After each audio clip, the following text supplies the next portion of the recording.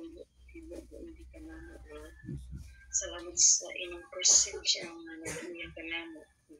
Nagtudlo ka namo aron kami magpadayon sa pagbuhat sa inyong kabubutan.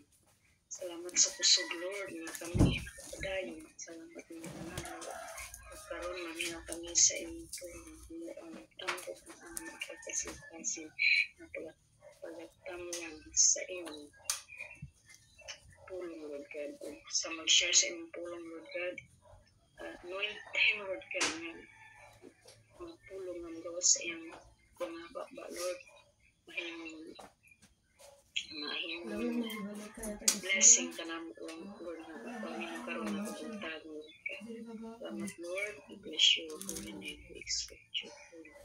In Jesus' name, I pray. Amen.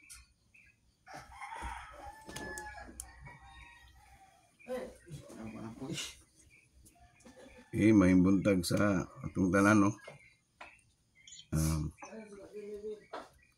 Atong pasalamatan atong Ginoong Dios tungod kay padayong gihapon ta niya nga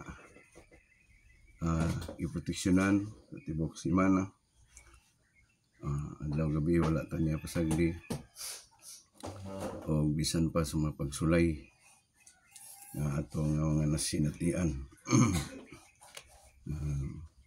Pasensya na gid karon kay ang akong tingog naa pa maghihapoy mga medyo pagkarat bitaw, no? Kinsaman karon ang daghan og mga kabalaka sa tuwa na abay walay mga kabalaka diha. Labi na gyud ang mga kahadlok, no, sa pagtayog sa atong gani dili lang kay dili sa tuwa kundi ang tibuok kalibutan. Muna nga ang atong sorry ang atong topic karon dinhi nato nakugikuha sa basahon sa Lucas 21, no? Kini nga whole chapter nag-isgot ni about sa nanay mga halad sa byuda sa, no, then verse 1 to 4, and then sa verse 5 up to 6 nag-isgot about sa gitagna ni Jesus ang pagkagunob sa templo. Excuse me.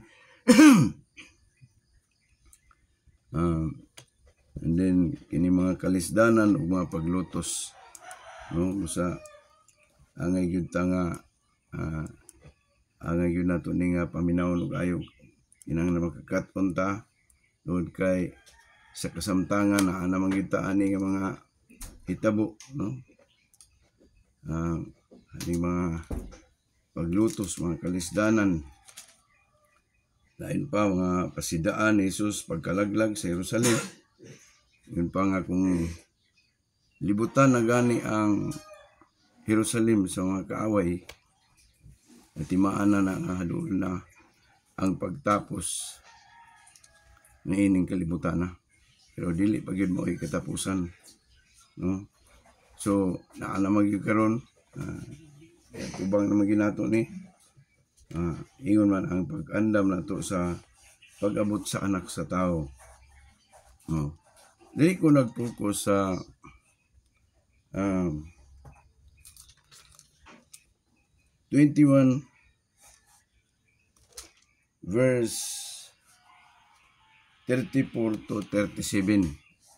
Kiningingon din nga, be careful or your heart will be weighed down with dissipation, drunkenness, and the anxieties of life, and that day will close on you unexpectedly like a trap, no? For it will come upon all those who live on face of the whole earth.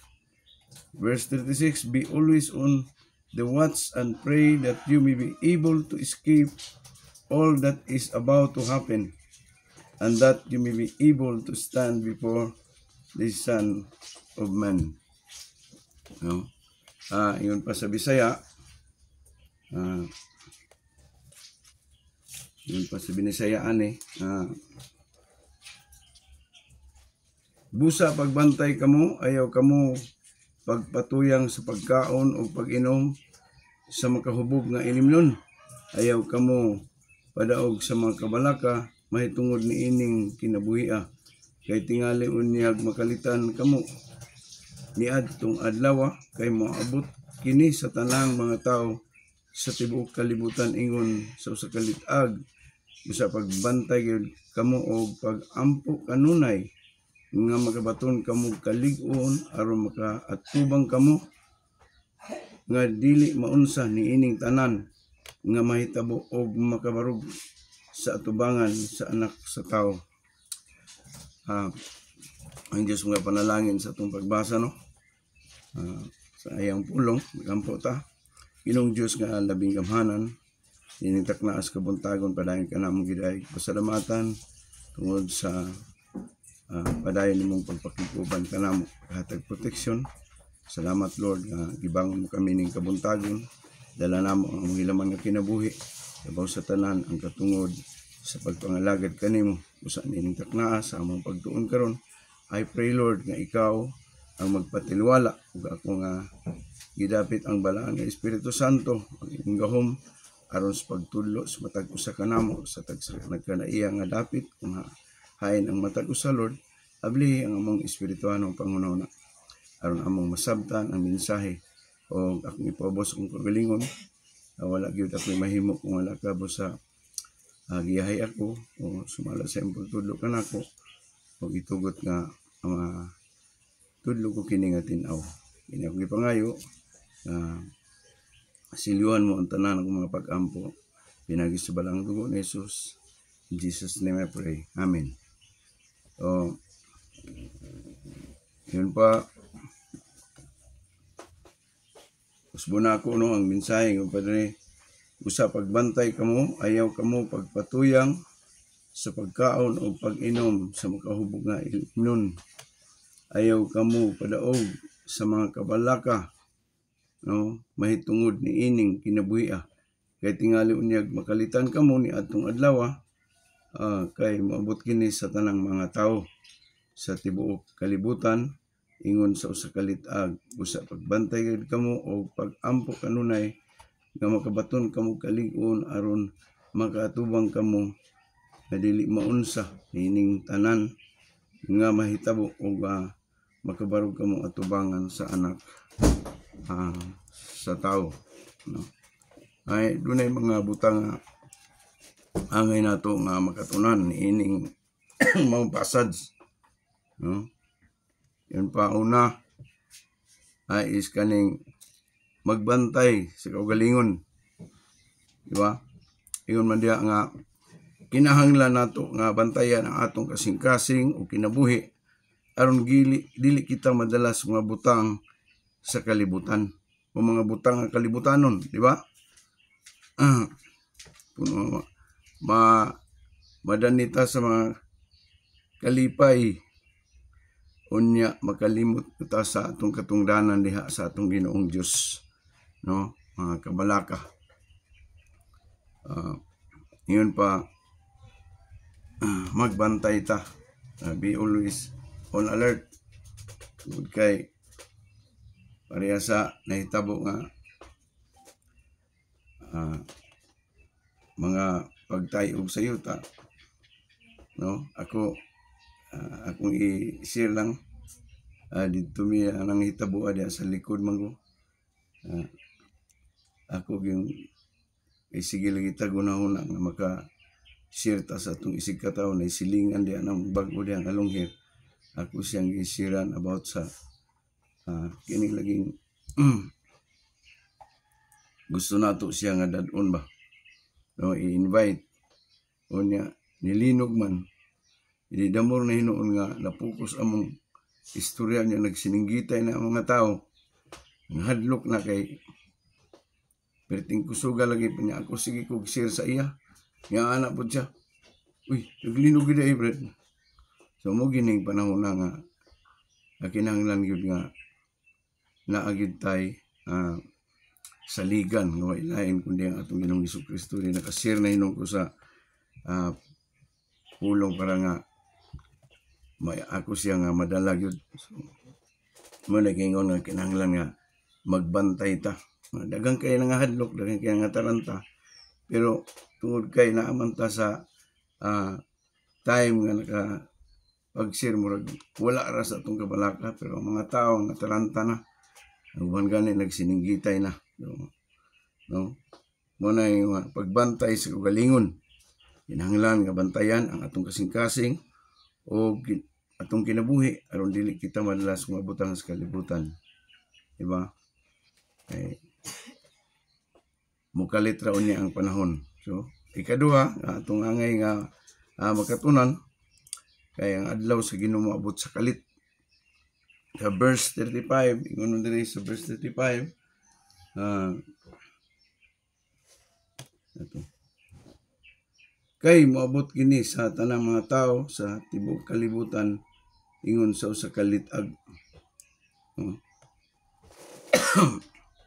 Moabot gyud expected gini nga moabot sa kalit, di ba? Sama sa usa ka litag, moabot ang adlaw nga dili nato mahibaluan o dili nato mahibalan, mao nga kinahanglan nga kanunay gitang mag-andam. Amen mga igsoon, no? Ingon pa ikatulo, andam sa pag-ampo. No, kini sa verse 36 ingon diri, busa pagbantay gyud kamo og pag-ampo kanunay nga magabaton kamo og kalig-on aron makaatubang kamo, no?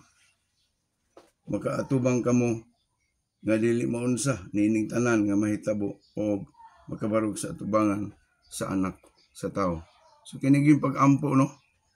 Kinahanglan gyud nato ang pag-ampo tungod kay kung magkinabuhi ta nga wala tay ampo-ampo, siguro prone gyud kay ta sa mga makalitan gyud ta ba sa panahon sa mga pagsulay, pareha na mga trahedya, no? Usa kinahanglan gyud labi na gyud nato mga Kristohanon, mga kita mga leader, ang pag-ampo gyud nato wadon. Ingon pa prayer is essential, di ba? Ay sa ako nga kabahin, sa akong pagmata, pagbangon ako, mag-ampo gyud ko una, no? Ampo din aya din ko magbasa sa Biblia. Unya kinahanglan gyud nga natay buhaton nga schedule sa atong prayer. Ay kami sa ako alas 4 sa buntag, alas 11 sa udto, o alas 3 sa hapon kanang akong kinaugalingon, din alas 4 kanang kinsay akong kauban, ako ginasang dalon sa pag-ampo. Musir gamay sa Word of God and then mag-ampo tungod sa alas 8 sa gabi before may mga tulog, no? So wala kinahanglan gyud ang pagbantay mo ipaagi aron mapalig-on ang espiritu ug malikayan ang pagkapukan sa kalibutanong mga butang. Yan na may giingon atong Ginoong Jesucristo nga pag-ampo kamo, no? Sa Matthew 26 verse 41 ingon siya, pag-ampo kamo kanunay aron dili kamo madaog sa panulay, no?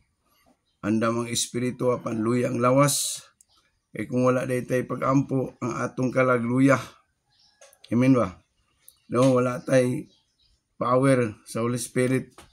Dili ta makaatubang sa bisan unsa nga mga pagsulay, mga kalit nga pagka unsa man nga mga trahedya.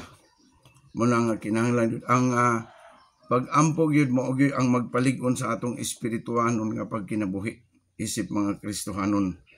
So ikaupat nga mga butang angay natong makatunan, ingon dia ang paglaom nga makabarog atubangan sa anak sa tao. No, sa verse 36 ingon pa busa pagbantay gyud kamo o pag-ampo kanunay nga makabaton kamo kalig-on aron makaatubang kamo dili maunsa sa tanan nga mahitabo ug makabaro atubangan sa anak sa tao, no? Ang tumong sa pag-ampo mao ang pagkamatinumanon, no? Mao ang pag-andam nga ma-prepare kita sa atong kagalingon sa moabot nga panahon matubang nato ang Ginoo, mapuno ta sa atong pagtuo, no? O pagkamapinugnanon. So mo na ang upat ka mga butang nga angay nato nga makatunan sa atong pagkinabuhi. So tungod kay gusto sa Dios nga ang buhaton nato mo ang magbantay ug magampo kanunay dili lang sa panahon sa kalisdanan. Amen ba? No? Usay magampo ta kana ang panahon nga naatay mga panginahanglan. Magampo ta aya na siguro pag mukurog na gyud ang yuta. No, makita mo ngayon sa Facebook nga magluhod na lang, muluhod na gyud sa mga tao tungod kay tayog nag-ayo dili sa panahon nga ingana ra di ay tungod kay ang pag-ampo mao man ang magpalig-on sa tuang espiritual. So kinahanglan gyud nga may mga kalamidad ug wala, may mga pagsulay, mga upat ka diha, troubles, trials, testing, and temptation. Kinahanglan nga naagid tay buhaton nga mga pag-ampo permi aron nga mubarog ta nga maglig-on. Amen ba mga igsoon? No? O kinahanglan gyud nga matag adlaw na kinabuhi, no? Dili lang sa panahon sa kalisdanan, iyon pa matag adlaw, no? 1 Thessalonians 5:17, you pray without ceasing. Hantod na gyud is pagbalik sa atong Ginoong Jesucristo, iyon pa ni Pastor Maymay. Kining atong ginabuhat nga prayer, salamat lang gyud ko kay naani sila, no? Nagapanguna nato Pastor Maymay, Pastor Abet, sukad pa kaniadto sila gid ang nagpadasig nato. Busa ako di ko kabalo unsa ako pag-express nga pagpasalamat ko sa ila, pero ako gyud mapag-ampo nga pagkalaw tayo sila. Padayon ta nila nga painumduman. Igayit na nila.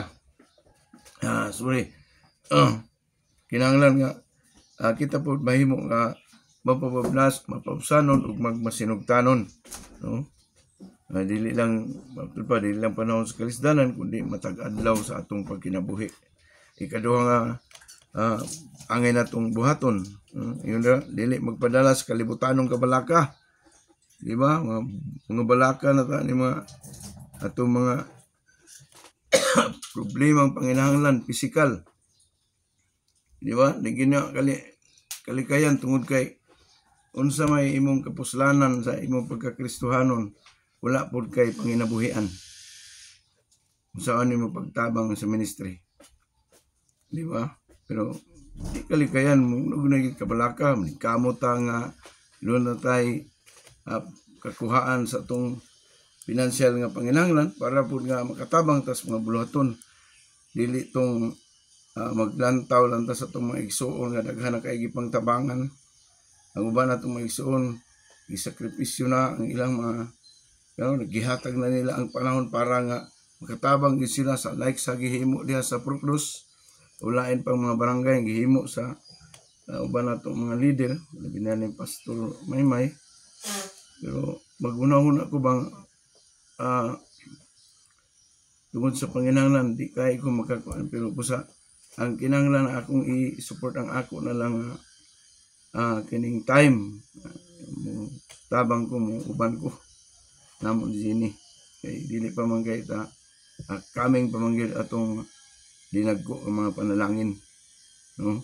Pusa ngayon ba di ta magpadalas kalibutanong kabalaka, pero kay kini ang makapahuyang sa atong espirituhanon nga matang sa pagkinabuhi, no? Mabalaka na gyud noon ta unya focus ta sa mga butang ning kalibutana, mahimo inon nga mahimulag ta sa atong Ginoong Dios sa atong katungdanan na mabugnaw. Amen ba? So yun pa na sa ikatulo nga punto na angay nato nga pagabuhaton, ingon pa ang gusto sa Dios nga buhaton, mag-andam sa pagbalik ni Kristo. Kinahanglan andam kita. Ang tinuod nga magtotoo, magpuyo nga murag kanang murabag karon mo maabot ang Ginoo. Dili nang may ingon na Kristohanon nga dugay pa mabalik ang Ginoo.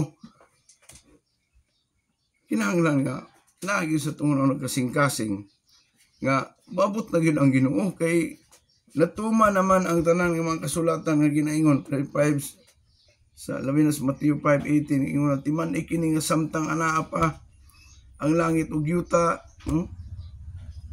ang tanan ang bisan labing gamay o labing jutay nga nasulat sa balaod o sa kasulatan dili gyud mahanaw hangtod matuman kining tanan. O ingon palagi nga kini nga mga panghitabo nangahitabo na busa matud pa kita nga mga Kristohanon dili gyud ta mahadlok, di ta mabalakang matubang ana tungod kay ingon pa sa Biblia kay kung mahitabo na haduol na ang inyong kaluwasan. Amen. Duol na ang kaluwasan. Gamay na lang atong mga pag-antos tungod kay nangahitabo naman. So ang atong buhaton ato na lang tumanon ang ingon sa Ginoo nga kung kinahanglan mangandam ta, mubuhat ta sa tanan nga samtang napatay mga panahon, no? So as a conclusion, dali ramanggay ko. Yun din ang Lucas kaninga chapter 21 nagdasig kanato nga magmaampingon kita, no? Magmatinumanon o magpabilin sa paglaom bisan sa panahon nga puno sa kagubot. And then mo niya nga ang mensahe ni Jesus klaro kayo nga sa sulat ni Lucas, Dr. Lucas, no? Kinahanglan ta mabatiblahan hantod sa katapusan adto sa atong kaluwasan, no? Ang pinakamaayong paagi mao ang pag-andam, no? Mao pagpuyo nga adunay buhi nga pagtuo ug aktibong relasyon sa atong Ginoong Dios. O anto dia laom ko nga doon na tayo nakatunan karong kabuntagon akong ihatag kang ang ginsaman Pastor Mayo.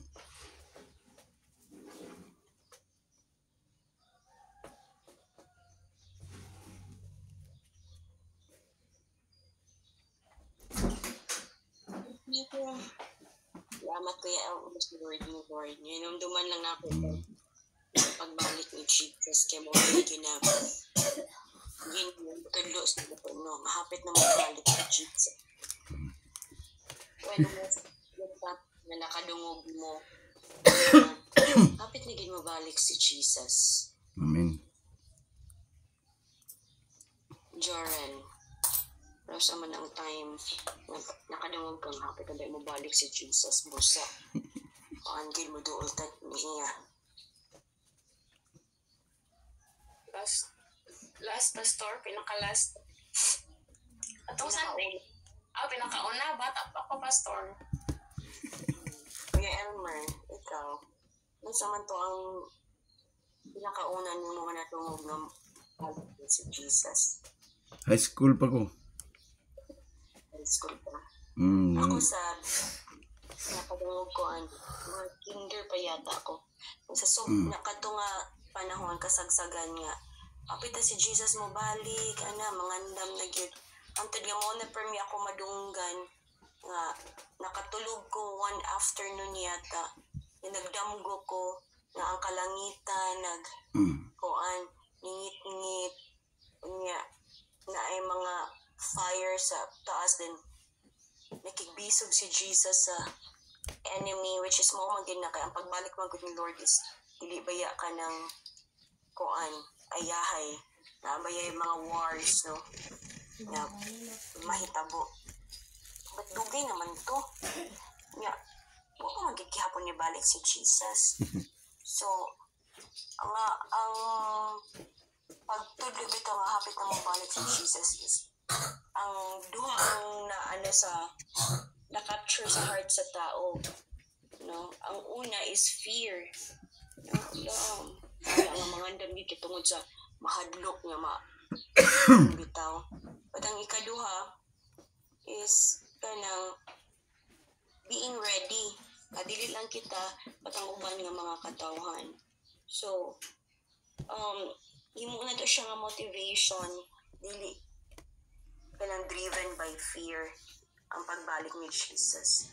But ang atong motivation, ang atong pagpaningkamot ng mga lagat sa Ginoo, atong share ni Kuya Elmer, pagbantay, pag-andam, just like the 10 virgins ba? No? 5 ang ready, 5 pod ang wala na ready. So pagbalik ni Jesus, kataging mga nangandam ang nabalikan. But dugay na mga nato na permi madunggan kasi mga ka ubang mga pastor, katawanan ko sa uban nga mga pastors nga nasa naman ang mga katawan sa Ginoo na wala naman ang lihok siya na nadaot daw, na-scam sa pagbalik ni Jesus, na-scam ang mga katawhan. Okay, ningon man nga mabalik na si Jesus ni mga andam natin na dili na hinuon muundang ni noon sa pagpangalagi, daw sa pa may purpose daw, nga mga lagpaka, na mubalik naman si Jesus, ako may nga dunas bukid. Pero 1980s pa, nakadungog na kuha na.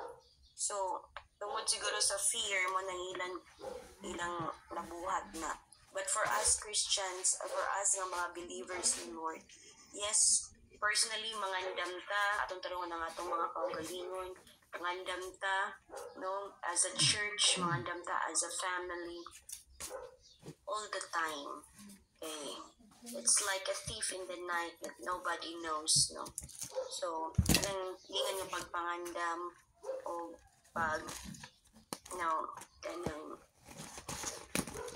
mahimot nga watchful and being alert sa tanan natong pagkabuhaton every day, geared every day. So, our prayer nga dili lang kay kita, but of course, ang atong mga minahal sa kinabuhi, even those strangers na wala nato. That's why dapat nagibuhaton ang church aside sa prayer and aside sa prayer, we'll go out with that.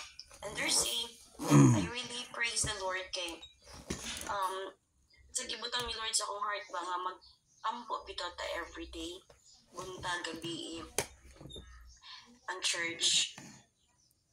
Kabalagi ko dugay nang gusto ibubo sa Lord sa ato sa J.L. Valencia ang multiplication. Na wala mong gutay gibuhat as a church, no? But so much for the kanang ayahay na kinabuhi this time. Ubalan na itong pagsakripisyo yun. Sakripisyo sa sakripisyo sa time, sa effort, sa finances nato na mo reach out kita sa ubang tao. And by doing that, purok dos pa ang atong gina-reach out karon and ang campus ministry. But thanks be to God, you know what, na ay isa ka private nga dili office, a business store or business company nga gusto magpa-life group. And kailang sa Leo Rivita Salon, they are open for life group once a week. Nag-approach or nagkasinabot na-open ang ilang heart for that, and they are willing na magpa-life group once a week. Mga unscheduled time naghihatag sa ato is 6 to 6:30 in the morning. So praise God for that.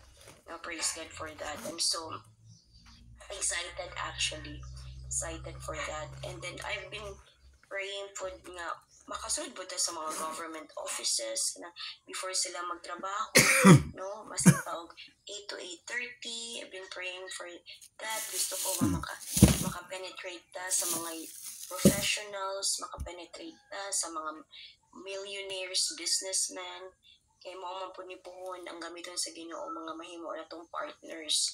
No, dili lang kay kita partners in finances to reach out others. Then naka-schedule na sad ang purok tracing nga balik dito. Kanya mas daghan ang men dito nga pwede na to. So men good ang kuan, wala kay bata mo good kaayo.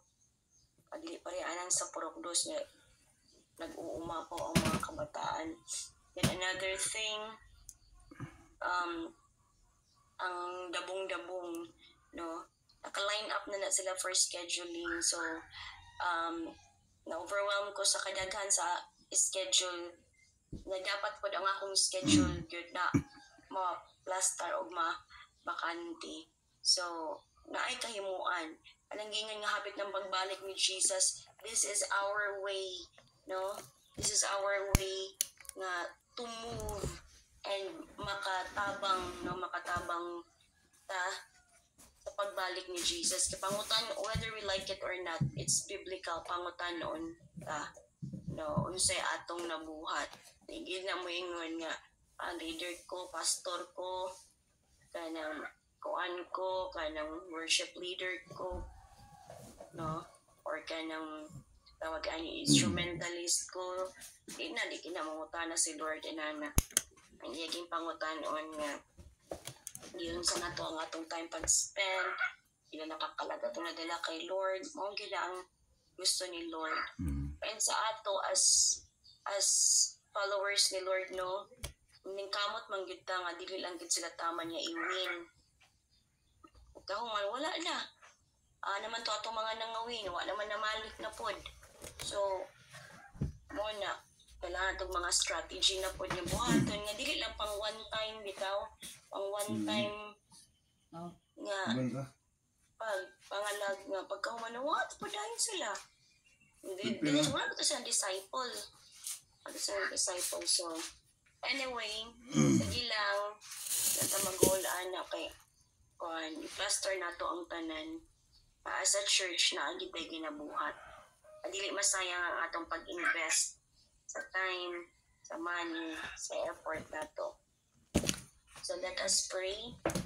Father God in heaven, salamat kaayo that indeed, Lord, because of mga rumors na ay kalibutan. But may dapat your hearts yun, Lord God. Hindi mong yan ang sa imo na mo Lord in our lives sila naman yung nag-ship mo po mo Lord God that Lord all the presence because indeed habit na ka mo balik not driven by fear na mo pagpanglihok Ginoo but driven by love, by hope, by excitement and driven Lord God by diligence Lord God Lord driven by being a hard worker nga Lord daghan salamat Ginoo kung ito impact ang today and the rest of God the day and the rest of the week. Amen. This week in Jesus' name. Amen. Let's continue to pray. Sa atong mga prayer items, may request everyone to open your microphone and let us praise the Lord once again. Atong kayo na atong buhay ng Diyos. Atong pasalamatan sa Lord. Hallelujah. Hallelujah. Yes, O God. Name on high. Salamat po. Salamat po. Pasalamatan ka for ito you po are ang Lord, answers salamat kayo sa mga mensahe. Ito na na-please ko sa among sa panahon sa kabantayon sa among pagtuon. I pray Lord God. Panginoon, kami dili lamang kutob sa Pray, O God, kahit pagtuon, salamat, kutob Lord, sa sa iyong pagpaminaw, pagpapalagay kundi Lord God, as we kutob that kay you, Lord sa Lord, pagbuhat our ni request, Lord God, Andro na mahatag ito our tumanan ang plans, imo Lord, we pray mga nga, mensahe. dili ang anak ka mo po ang Nagtus iyong mga katawan daghan pang mga kalag, ma-reach out Lord, matawag, magkauban na mo sila sa padayon ng pagsimba, pag-alagad kanimo sa tuli kami sa mga kalag, ang pagkatawagon, mamulungkad sa pagpangalagad kanimo, pagkatagi kasing-kasing, nga ma-open ang spiritual nila Lord, sa mga tao nga nakadungog na, nakapaminaw na sa imong mensahe, o Lord, nakadawat na sa imuhang mga pagpanudlo.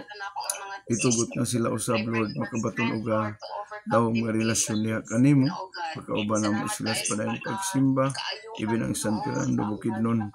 Lord, I pray na ikaw gayon ang magkabot sa kinabuhi na ni ang mga hika nga family, na ni Brad Ricky, ang Mr. Nuri, sa mga kabataan, ang mga Flora. I pray nga ikaw sa Lord, magatag kalipay kadasig, kanamong tanan sa pagtuman sa among tagsa-tagsa ka mga katungdanan na binagid sa pagsimba, mananing panili, maninanon panili, ug ng auditor family, ug uban pang pamilya Ginoo na imong gipiyal kanamo. Kung brado ikaw sa paghatag kaniya kalipay kadasig sa pagtuman sa katungdanan, sumala sa imong gisangon kanamo Ginoong Dios. Sa adlaw kung ikaw mag-bless sa tanang mga pastors, ikan kang Pastor Abet, Pastor Win, ikaw sa mag-bless sa ang Pastor Maymay, sa tanan ng mga kaigsuunan na Mr. Jurin, Pastor Albert, Pastor Wing, makiputin ikaw Lord, mag-bless kanila, matilig, isan ka sa tanan kang Brother Rini, o kang Brother Roger, sa tanan ng mga kaigsuunan kang Brother Generoso, kang Brother Dennis Lord, sa tanan ng mga pamilya, kanunay nagapadayon sa uban alang sa mga buluhaton sa pagpangalagad kanimo Galieto family, sa mga panalangin sa uban pang mga kaigsuunan, pray for reconciliation sa mga broken lang sa Ginoong Diyos na ikaw mga panalangin sa among panginabuhian na sa kanunay dali kami mapakyas sa tanan ng pagabuhaton Ginoong Diyos.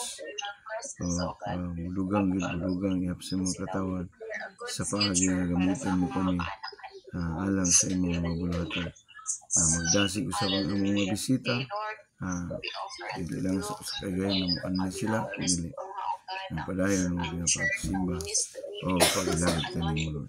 Sa among panginabuhi karon nga puntaga, mga panalangin sa tubig, salamat sa ating Ginoo nga Jesus name. ang mga spiritual, O God. Salamat Lord na padayon ang buwiti ka na mo Ginoo.